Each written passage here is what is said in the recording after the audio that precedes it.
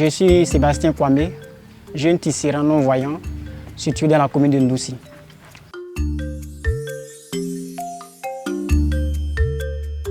J'ai commencé ce métier en 2014, après avoir perdu la vue en 2013, à la suite d'une maladie, le glaucome. En 2014, je suis allé pour la formation à Tia Salé, chez Ouedraogo Amindou, mon formateur que je salue au passage. Donc, après 5 ans de formation, j'ai décidé de m'installer dans la commune de Ndoussi. Depuis 2021, je suis situé là et je n'exerce que le métier de tisserand. Je tisse les lits, les chaises, les tables à manger et aussi plein d'autres choses que j'exerce depuis 2021. J'ai découvert l'art du tissage des lits picots, des tables à manger par l'aide de Madame Sœur Solange. Un jour, j'étais au village après avoir perdu la vue en 2013. Elle m'a contacté de venir me faire former auprès de Ouedraogo Amindou, qui est non-voyant aussi, situé dans la commune de Tia Salé.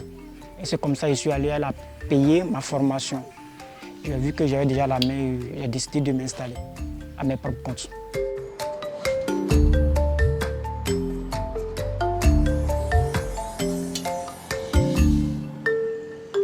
Tout a commencé en 2009 au lycée modèle de Tia Salé que je fréquentais. Que là, j'ai constaté que mes yeux me faisaient mal.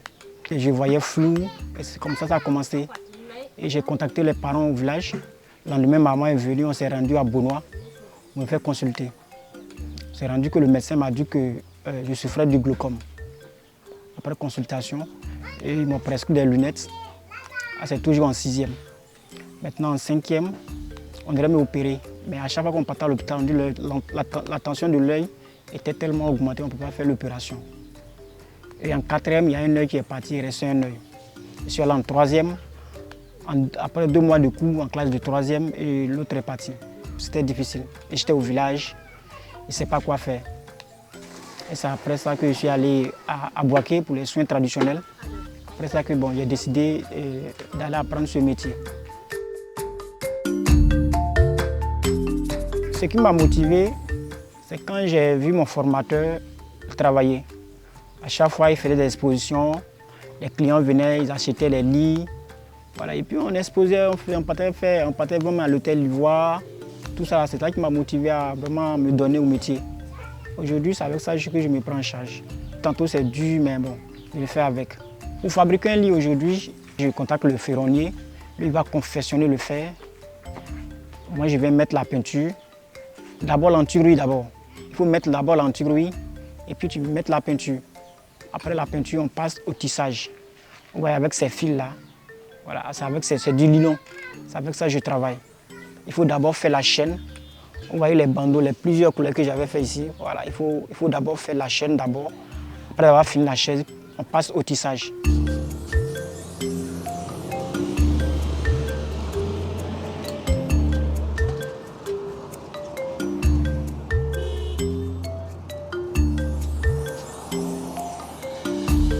C'est à l'aide des 2 pointes que je tisse. Et c'est les pointes qui font qu'aujourd'hui, le lit est confortable et le lit est dur.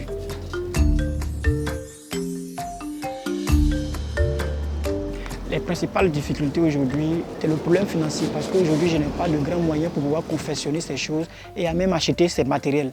Le paquet de fils, j'achète à Abidjan et ça me coûte un peu cher. Le fer aussi me coûte cher, même le déplacement.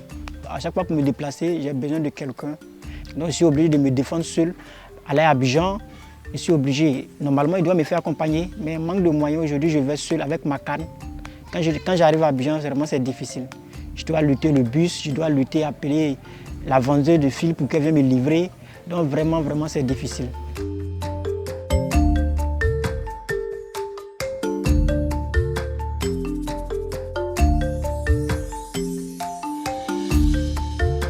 Je suis assuré que le travail est bien fait parce que c'est le toucher qui me permet de voir si c'est bien fait. Parce que quand je finis, il faut d'abord brûler les bouts. Et puis quand je touche aussi, c'est que c'est bien. Parce que souvent quand c'est pas bien fait, quand tu touches, tu sens que c'est un peu troué. Voilà. Et quand je sens que c'est un peu troué, c'est que c'est pas bien fait. Et puis j'enlève ces fils-là, la partie, je retisse la partie. Donc c'est le toucher qui me permet de reconnaître si ce n'est pas bien fait.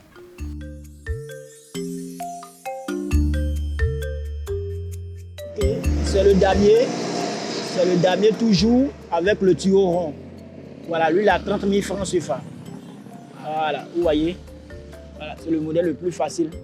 Mais il y a d'autres aussi, il y a d'autres modèles zigzag, losange. J'ai préféré faire le damier sur ce fer. Voilà, parce que c'est ce que le client a choisi.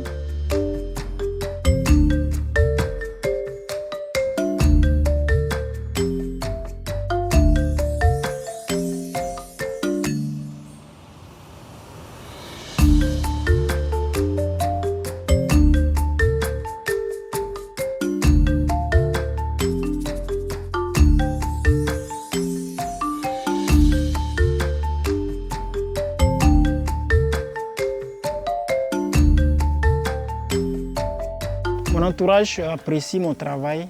Je ne commande pas de l'argent à quelqu'un, donc ils sont fiers. Et moi aussi, je suis fier parce que c'est avec ça que je me nourris. Donc je suis vraiment fier de mon travail. Aujourd'hui, il y a des personnes qui ne croient pas. Il y a d'autres qui disent non, vraiment, est-ce qu'il est non-voyant? Il fait exprès parce que à ce niveau, le tissage qu'il voit, ils se disent que vraiment c'est difficile parce qu'un non-voyant ne peut pas confectionner ses lits. Donc c'est difficile. D'autres même disent non, vraiment, il fait exprès, il ne veut pas travailler, voyez, pourquoi il se fait comme les non-voyants, tout ça. Donc, bon. Mais on le fait avec. Par la grâce de Dieu, j'arrive à travailler, j'arrive à faire quelque chose de mes 10 doigts. Donc je rends gloire à Dieu. Voilà, tu m'es fortifié, tu me donnes la santé pour pouvoir travailler au quotidien, pour satisfaire les clients et aussi ma petite famille. J'interpelle tous ceux qui suivent ce documentaire de se mettre au travail, car ce métier nourrit son homme. Surtout les personnes aveugles. Perdre la vue n'est pas perdre la vie. Vous pouvez perdre la vue, mais là vous pouvez faire quelque chose comme moi. Aujourd'hui j'ai perdu la vue à l'âge de 16 ans, mais aujourd'hui avec ce métier, j'arrive à me prendre en charge, j'arrive à faire mes petits besoins. Donc pourquoi pas ne pas faire comme moi. Mettez-vous au travail, mettez-vous au travail. Aujourd'hui, quand on voit un non-voyant dans la rue, on se dit que c'est un mendiant. J'interpelle aussi toutes ces personnes de bonne volonté, vraiment de m'aider. Car aujourd'hui, j'ai des difficultés vraiment très énormes que je n'arrive pas à faire chose. J'ai besoin du matériel pour pouvoir travailler. Donc vraiment, j'interpelle toute personne de bonne volonté. Retenons ceci, Sébastien est un jeune aveugle, tisserand et courageux qui se bat au quotidien.